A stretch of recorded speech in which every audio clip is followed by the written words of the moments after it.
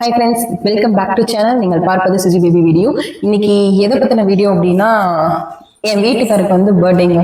அவருக்கு வந்து நான் எப்போவுமே வந்து இந்த கல்யாணம் ஆனதுலேருந்து வருஷம் வருஷம் நான் வந்து ஏதாவது ஒன்று கேக் வெட்டுவேன், ஏதாவது வந்து கிஃப்ட் கொடுப்பேன்.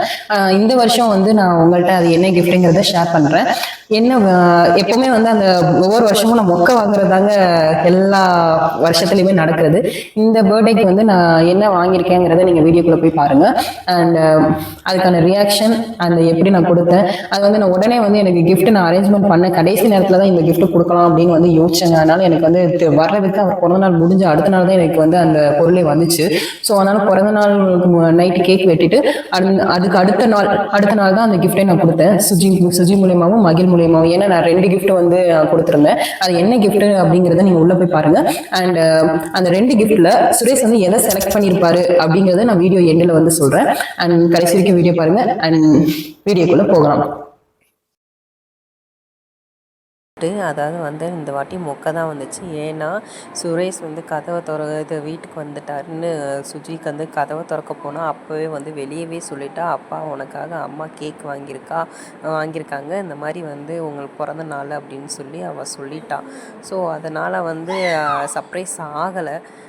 சரி, ஓகே, வருஷம் தானேன்னு சொல்லிட்டு அவர் நார்மலாக வந்து கேக்கை வெட்டி பிள்ளைங்களுக்கு கூட சேர்த்து ஃபோட்டோ எடுத்தாச்சு. இதுதாங்க சும்மா நார்மலாக வந்து பிறந்த நாள் முடிஞ்சிச்சு. அடுத்து நான் வாங்குகிற கிஃப்ட்டை வந்து பார்க்கலாமா. இது நான் சொன்ன மாதிரி வந்து அவர் பிறந்த நாள் கழித்து அடுத்த நாள் தான் வந்து எனக்கு இந்த கிஃப்ட் வந்து கிடச்சிச்சு.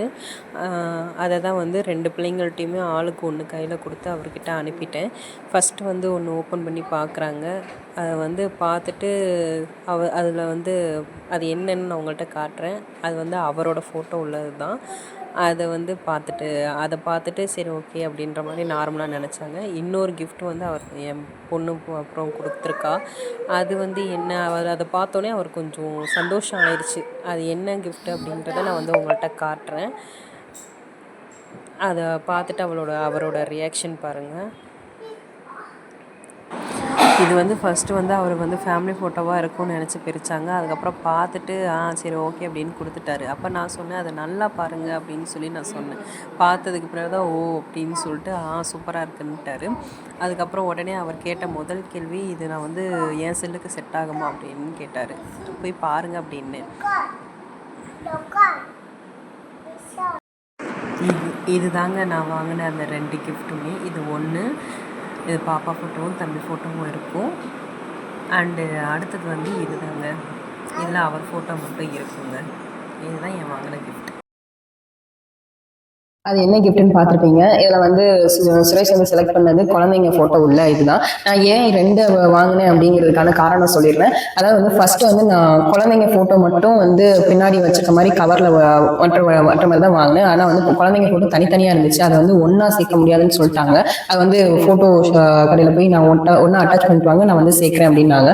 அதுக்கெல்லாம் டைம் இல்லைங்கிறதுனால வந்து நான் என்ன பண்ணிட்டேன், சரிங்க குழந்தைங்க ஃபோட்டோ வேணான்னா அப்போ அவர் ஃபோட்டோ வந்து பண்ணுங்க அப்படின்னு சொல்லிட்டு ஒரு இது வந்து அவர் ஃபோட்டோ வந்து நான் வாங்கிட்டேன். வாங்கினதுக்கு பின்னாடி வந்து அந்த அண்ணா வந்து எனக்கு இன்னும் வந்து கவர் வந்து நிறைய இதுல இருக்கு அப்படின்னு சொல்லிட்டு இந்த மாதிரிலாம் மாடல் இருக்கு அப்படின்னு சொல்லி எனக்கு அனுப்புனாங்க. அதுல வந்து இந்த மாடல் எனக்கு ரொம்ப பிடிச்சிருந்துச்சு. ஏன்னா குழந்தைங்க போட்டோ வந்து 2 பேருமே வைக்க முடியும். ஸோ அதனால இது எனக்கு வேணும் அப்படின்னு சொல்லிட்டு, எதுனாலும் இருக்கட்டும், ஃபோன் கவர் 2மே இருக்கட்டும் அப்படின்னு சொல்லிட்டு திரும்ப இவர் சொன்னாங்க. இந்த மாடல் பிடிச்சி போய் நான் வந்து திரும்ப அந்த அண்ணாட்ட சொல்லி அதுக்கப்புறம் இந்த மாடலுக்கு வந்து போட்டோ வந்து அதே போட்டோ நான் கொடுத்துருக்காங்க. போட்டோ அனுப்பி அந்த போட்டோ வைக்க சொல்லி இந்த கவர் வாங்கிட்டேன். இதனாலதான் 2 கிஃப்டா மாறிட்டேன். பட் இல்லாட்டி நான் ஒரு கிஃப்ட் தாங்க கொடுத்துருப்பேன். அண்ட் ஏதோ நான் சர்ப்ரைஸ் பண்ணணும்னு நினைச்சேன். அது வந்து ஏதோ வந்து கொஞ்சம் சர்ப்ரைஸ் ஆயிட்டாரு, இந்த வருஷம் ஆயிட்டாரு. நான் வந்து எனக்கு ஓகே, சந்தோஷம் தான். அண்ட் உங்களுக்கு அந்த கிஃப்ட் உங்களுக்கு பிடிச்சிருந்துச்சுன்னா கமெண்ட் பண்ணுங்க. அண்ட் ஓகே, உங்களுக்கு இந்த வீடியோ பிடிச்சிருந்துச்சுன்னா லைக் பண்ணுங்க, ஷேர் பண்ணுங்க, கமெண்ட் பண்ணுங்க, முக்கியமா சப்ஸ்கிரைப் பண்ணுங்க. சப்ஸ்கிரைப் பண்ணிட்டு